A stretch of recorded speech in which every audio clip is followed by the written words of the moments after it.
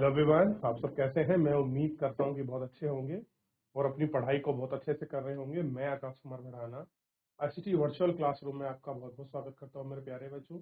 जैसा आपको पता है मेरे प्यारे बच्चों, बेसिकली हमारी आपका जो है 9th क्लास है और इसी 9th क्लास में हम लोग देख रहे हैं निर्धनता एक चुनौती।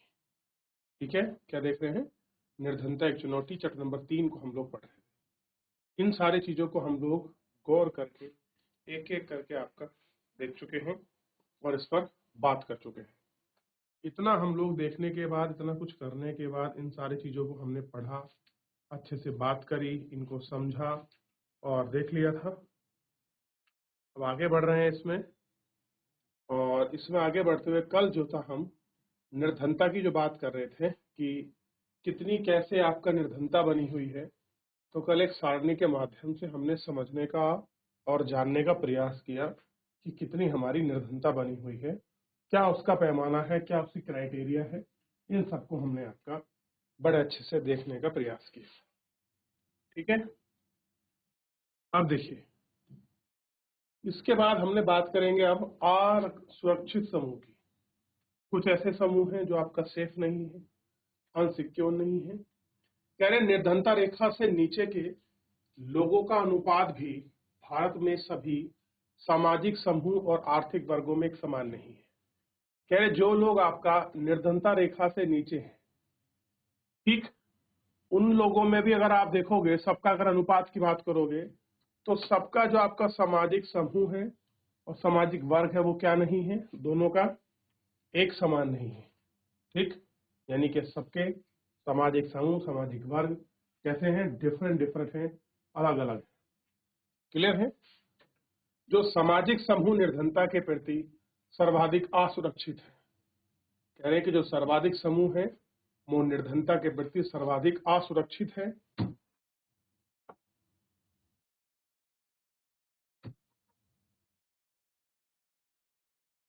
अनुसूचित जाति और अनुसूचित जनजाति के परिवार हैं। इस प्रकार आर्थिक समूह का सर्वाधिक सर्वाधिक असुरक्षित समूह ग्रामीण ग्रामीण कृषि श्रमिक परिवार है। कह रहे हैं कि जो आपके गरीब हैं उसमें कुछ एससी हैं, यानी कि अनुसूचित जाति, और अनुसूचित जनजाति जो आपके ट्राइबल हैं, ये कैसे हैं, ये हैं, और सर्वाधिक असुरक्षित समूह है। और आपका जो है परिवार में आपका जो है, अगर हम सबसे ज्यादा बात करें कि अनसेफ कौन सा समूह है, तो जो लोग आपके गांव में आपका कृषि श्रमिक परिवार है वो सबसे ज्यादा अनसेफ है। कह रहे हैं कि नगरीय अनियमितता मजदूर परिवार है। निम्नलिखित 3.1 में सभी समूहों में निर्धन लोगों के प्रतिशत को दर्शाया गया है। यद्यपि निर्धन रेखा से नीचे के लोगों का औसत भार भारत में सभी समूह के 32 है, तो अनुसूचित जाति के 100 में से 43 लोग अपनी मूलभूत आवश्यकताओं को पूरा करने में असमर्थ है। कह रहे हैं कि जो आपका औसत है वो समूह 22 है, और अनुसूचित जनजाति के 100 में से कितने लोग, 43 लोग अपनी मूलभूत आवश्यकताओं को पूरा करने में असमर्थ है। यानी कि अगर आपके पास 100 लोगों की पॉपुलेशन है तो 43 लोगों के पास अपना खाना पीने को लेकर, अपने जीवन में यापन को लेकर समस्या बनी हुई है। इसी तरह नगर में भी प्रतिशत अनियमित मजदूर निर्धनता रेखा से नीचे है। शहर में क्या कंडीशन है कि मान लीजिए 100 व्यक्ति हैं, तो 100 में से 34 लोग ऐसे हैं जिन्हें अपनी आजीविका के लिए अनियमित मजदूरी के कारण उनको ये सारी चीजें देखनी पड़ती हैं। यानी कि वो अपनी मूलभूत आवश्यकताओं को पूरा करने में 100 में से 34 लोग असमर्थ हैं। सोच के देखिए, अगर आपका पूरी पॉपुलेशन 100 करोड़ हो तो उसमें से आपका शहरी लोग में आपका 34 करोड़ लोग ऐसे होंगे जो अपनी आवश्यकताओं को पूर्ति नहीं कर सकते। तो इसे 100 में मान लीजिए, 1000 में मान लीजिए, किसी में भी नंबर आप मान सकते हैं। 34% अनियमित कृषि श्रमिक ग्रामीण क्षेत्र में, और 29% अनुसूचित जाति भी निर्धन है। और ग्रामीण क्षेत्र में कितना है, 34% अनियमित कृषि श्रमिक है, और वहीं 29% अनुसूचित जाति में भी निर्धनता है। कहाँ है, जो अनुसूचित जाति है उसमें भी आपका निर्धनता बनी हुई है। अनुसूचित जाति या अनुसूचित जनजाति के में सामाजिक रूप में सुविधा वंचित समूह में है। कह रहे सबसे ज्यादा प्रॉब्लम कहाँ है? ये आपका सुविधा वंचित एससी और एसटी के जो आपके लोग हैं उनमें सामाजिक रूप से सबसे ज्यादा आप देखेंगे सामाजिक डिस्टेंस गैप मिलेगा। उनमें सबसे ज्यादा बुरी आपका सामाजिक रूप से पिछड़े होंगे। वो मूलभूत आवश्यकताओं को प्राप्त करने में सबसे ज्यादा क्या होगी, उनको ही समस्या आपकी दिखाई देगी। एक आरेख आपको मिला हुआ है। इस वर्ग में प्रतिशत 100 पुरुषों में निर्धनों की संख्या है। अब देखिए अनुसूचित जाति में 100 में से 43 लोग गरीब हैं, अनुसूचित जाति में 29, भारतीय औसत अनुपात 22 और भारत अनियमित कृषि श्रमिक 34 और अनियमित कृषि गैर कृषि 34। यानी कि 100 में से अगर हम देखें तो 100 में से एससी के 43 लोग गरीब हैं, अनुसूचित ये हो गया एससी और ये हो गया एसटी के लोग गरीब हैं। ये है ओवरऑल जो आपकी पुअर्टी है, ये उसकी बात कर रहा है। ये एग्रीकल्चर में जो आपके लोग लगे हैं और ये आपका नॉन एग्रीकल्चर सेक्टर में जो आपकी गरीबी है। तो आप इनको देख सकते हैं, पूरा डाटा हमारे पास मिला हुआ है।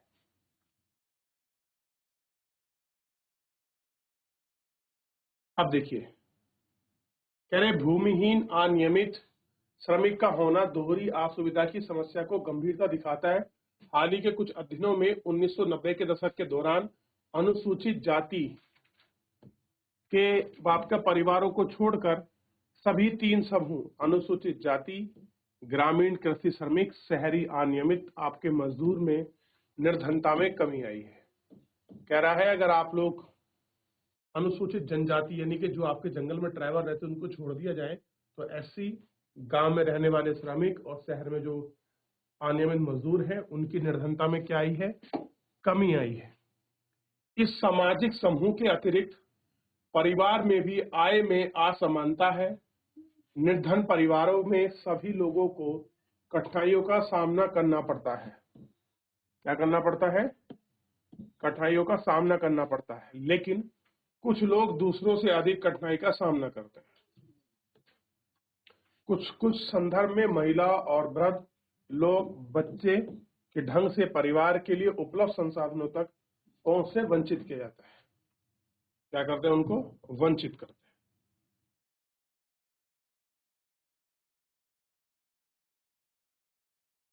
ठीक,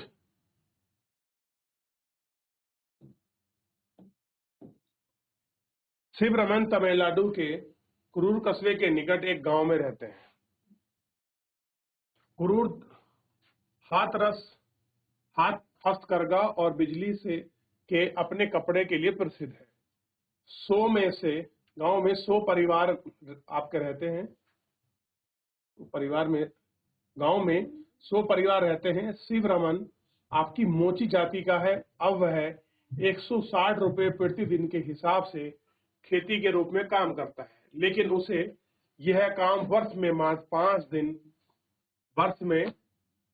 5 महीने ही मिलता है। अन्य वह गांव के दूसरे छोटे मोटे काम करता है। उसकी पत्नी शशिकला भी उसके साथ काम करती है। इन दिनों में उसे कभी कभी ही काम मिल पाता है। उसे काम के लिए शिवरमन करता है। उसे 100 रुपए प्रतिदिन मिलता है। परिवार में 8 सदस्य हैं। शिवरमन की 65 वर्षीय विधवा मां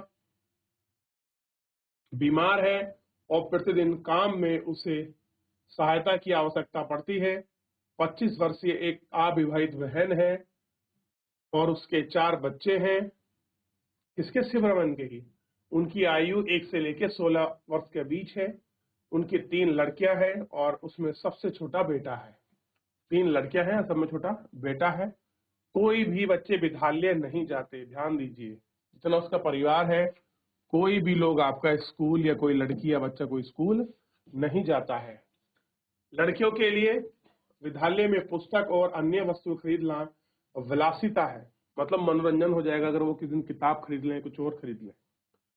उसके बस से बाहर फिर एक दिन उनकी शादी भी करनी है, इसलिए वह अभी शिक्षा पर खर्च नहीं करना चाहता।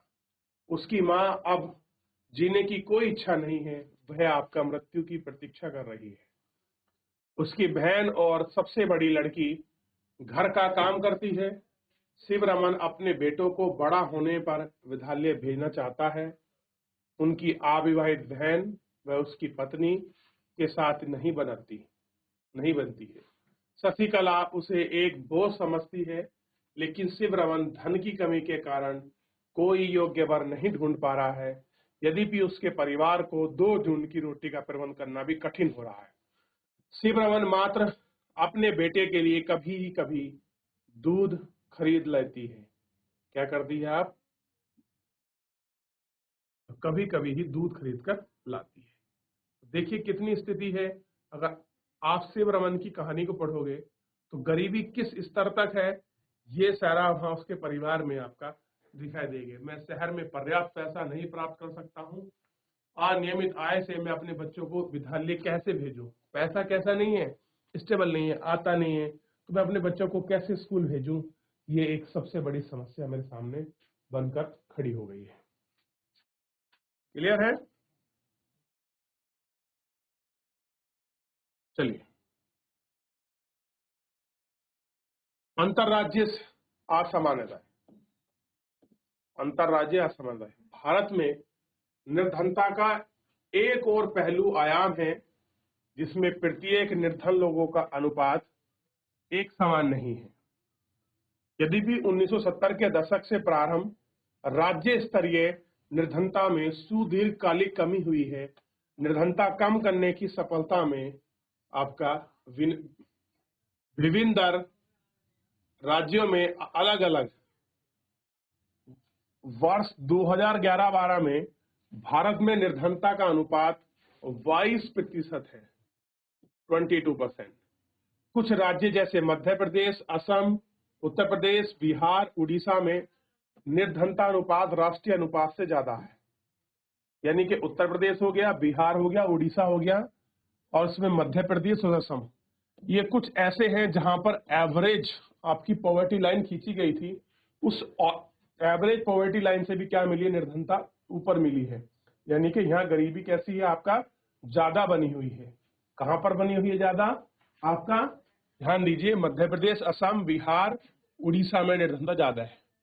आरेख 3.2 में दर्शाया गया है कि बिहार, उड़ीसा क्रम से 33.7, 32.6 निर्धनता के औसत के साथ 2 सर्वाधिक निर्धन राज्य बने हैं। अगर आपसे पूछ लिया जाए कि सबसे ज्यादा निर्धनता कहाँ है, तो आप बता पाएंगे सबसे ज्यादा निर्धनता। अगर आप देख रहे हैं तो 2 राज्य हमारे सामने निकल कर आए हैं। एक पहला निकल कर आया है बिहार और दूसरा निकल कर आया उड़ीसा। तो बिहार और ओडिशा, ये 2 राज्य में सर्वाधिक आपको गरीबी देखने के लिए मिलेगी। क्लियर है? कितनी है? ध्यान देना है, उनका नंबर भी दिया है। देखिए 33.7 और आपका 32.6, ये आपका गरीबी का हुआ एक नंबर अच्छा खासा बना हुआ है। भारत में सबसे ज्यादा गरीब स्टेट है ये, बिहार और उड़ीसा। उड़ीसा, बिहार, मध्य प्रदेश में ग्रामीण निर्धनता के साथ निर्धनता में भी अधिक है। कह रहे हैं कि ऐसा नहीं केवल यही गरीबी है, उड़ीसा हुआ, मध्य प्रदेश हुआ, बिहार, उत्तर प्रदेश के ग्रामीण निर्धनता के साथ नगरीय निर्धनता भी अधिक है।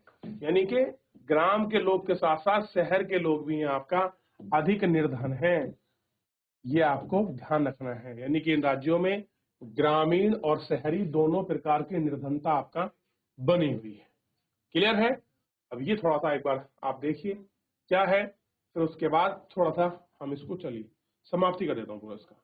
इसकी तुलना हम केरल, महाराष्ट्र, आंध्र प्रदेश, तमिलनाडु, गुजरात और वेस्ट बंगाल में निर्धनता में उल्लेखनीय गिरावट आई है। पंजाब, हरियाणा जैसे राज्य उच्च कृषि की दर से निर्धनता को कम करने में परंपरागत रूप से सफल रहे हैं। पंजाब और हरियाणा ने जो अपनी गरीबी को एग्रीकल्चर के बेस पर बंद किया है, अच्छी उपज पैदा करके अपने आप को गरीबी से बाहर निकाला। और कह रहे हैं कि केरल ने मानव संसाधन विकास पर अधिक ध्यान दिया है। पश्चिमी बंगाल में भूमि सुधार से आपका निर्धनता को कम करने में सहायता मिली है। आंध्र प्रदेश और तमिलनाडु में अनाज का सर्वाधिक वितरण है। अगर आप देखोगे कहां पर? आंध्र प्रदेश और तमिलनाडु में आपको अनाज का सर्वाधिक वितरण दिखाई देगा। इनमें सुधार किस कारण हुआ है, ये सारी चीजें आपको यहाँ दिखाई देंगे और आप इसको अच्छे से देख सकते हो। तो कैसी निर्धनता है, क्या बनी हुई है, असमानता किस प्रकार है, किन राज्यों में है, कितना है, आप इसको देखिए, फिर आगे बढ़ेंगे हम इसमें। क्लियर है मेरे प्यारे बच्चों? एक बार देख लीजिए, इससे कोई डाउट, कोई क्वेरी, कोई क्वेश्चन हो उसे पूछ लीजिए। आगे बढ़े, चलिए। मतलब देख लिया हमने। अब है वैश्विक निर्धनता आपका परिदृश्य, यानी कि वैश्विक लेवल पर गरीबी कैसी बनी हुई है, इसको हमको आपका देखना है। देखिए, वैश्विक निर्धनता परिदृश्य कह रहे हैं कि विभिन्न देशों में अत्यंत आर्थिक निर्धनता है। विश्व बैंक की परिभाषा के अनुसार 1.9 डॉलर से कम जीवन निर्वाह करने वाले लोगों को 1990 में 36% से गिराकर 2015 में 10% हो गया है। पहले क्या था, वर्ल्ड बैंक ने एक अपना कैटेगरी बनाई कि भैया अगर कोई इससे कम डॉलर आपका खर्च कर रहा है, अगर इससे कम डॉलर कोई आपका खर्च कर पाता है, वो कैसा है, कोई गरीब है। अब हुआ क्या कि 1990 के दशक में अगर हम बात करें तो पूरे वर्ल्ड में 30% ऐसा स्थिति थी कि 30% पॉपुलेशन कैसी थी, जो इस कैटेगरी को पाप का पाती ही नहीं थी। क्लियर है? इस कैटेगरी पर पहुंच ही नहीं रही थी। कितनी? 36% आपकी जनसंख्या। लेकिन अब जैसे जैसे आपका प्रोग्रेस हुई तो 2015 के आसपास अगर आप इसको देखो, ये क्या होगी, इसमें गिरावट हो गई और ये कितना आ गया आपका? 10% आ गया। यानी कि एक अच्छी खासी कमी हमको देखने के लिए मिली। ठीक है ना? क्लियर है? चलिए,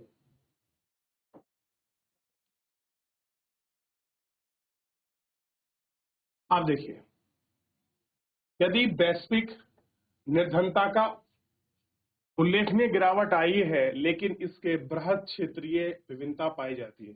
यानी गिरावट तो आई है, पर इसका क्या है, बड़े लेवल पर आपका रीजनल जो है डिफरेंसेस भी इसमें देखने के लिए मिले। क्लियर है? तीव्र आर्थिक आपका प्रगति, क्लियर है, मानव विकास में आपका बृहद निवेश, यानी कि बहुत बड़े लेवल पर आपका इन्वेस्टमेंट के कारण चीन और दक्षिणी पूर्वी एशियाई देशों में निर्धनता में विशेष कमी आई है। कहां पर? चाइना और साउथ ईस्ट एशिया। कौन सा? साउथ ईस्ट एशिया में इन चीजों में कमी है। लोगों ने आपका इकोनॉमिकल आपका ग्रोथ करी है, ह्यूमन डेवलपमेंट में अपना वर्क किया है, ठीक है, और ये सारी चीजें हुई है। चीन में निर्धनता की संख्या 181 के 83.3% से घटकर 2018 में 14.7 हो गई थी। वर्ष 2019 में 0.6% रह गई है। दक्षिण एशिया के देश भारत, पाकिस्तान, श्रीलंका, नेपाल, भूटान में निर्धनों की संख्या में गिरावट हुई और 2015 में 34% से गिरकर 2014 में 15.2% हो गई। निर्धनों के पास गिरावट के साथ निर्धन की संख्या में कमी आई।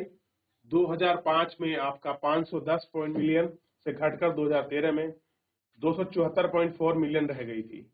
निर्धनता रेखा परिभाषा के कारण भारत में निर्धन का राष्ट्रीय अनुमान से अधिक है। कह रहे कि जितनी निर्धनता होनी चाहिए, भारत में आपका निर्धनता रेखा एक एवरेज से अधिक है। कैसी है? ज्यादा बनी हुई है, यानी कि एवरेज में ये निर्धनता कम होनी चाहिए। अब आप देखिए, एक हमको डाटा दिखाया गया है, भारत के चुनिंदा राज्यों में निर्धनता अनुपात 2011 की गणना। इसको थोड़ा सा आप देखिए। सबसे पहले बिहार को देखिए। बिहार में कितनी है? 33.3% आपका गरीबी बनी हुई है। उड़ीसा को देखिए 32, असम को देखिए, उसके बाद मध्य प्रदेश को देखिए उसके बाद उत्तर प्रदेश को देखिए, कर्नाटक को देखिए, पश्चिम बंगाल को देखें, महाराष्ट्र, गुजरात, त्रिपुरा, मिजोरम, और सबसे कम अगर आपको कहीं दिखाई देगी तो आपको केरल को में दिखाई देगी। और भारत में ऑन एवरेज अगर आप निकालोगे निर्धनता तो ऑन एवरेज 21.9 यानी कि लगभग 22% लोग गरीब हैं, यानी कि पूरे 100 में से 22 लोग ऐसे हैं जो आज भी गरीबी रेखा से में जी रहे हैं। ठीक, अब हमें इसमें सुधार की आवश्यकता है। अब जिसमें 22% पॉपुलेशन को खाना खिलाने में ही दिक्कत है, खाना प्राप्त करने में, तो उनके लिए शिक्षा, एजुकेशन, आपका हेल्थ और आपका बेसिक चीज जैसे बिजली, पानी, लाइट, अच्छा life style, education high level में, ये अभी तो बहुत आपका कोसों दूर है। क्लियर है? देखिए एक बार आगे देखिए, ये गरीबी वाला थोड़ा सा एक बार इसको देख लें, पूरा मेजरमेंट कर लें, पढ़ लीजिए ताकि एक हो जाए और फिर इसमें हम आगे देखेंगे। फिलहाल आज के लिए इतना ही, धन्यवाद।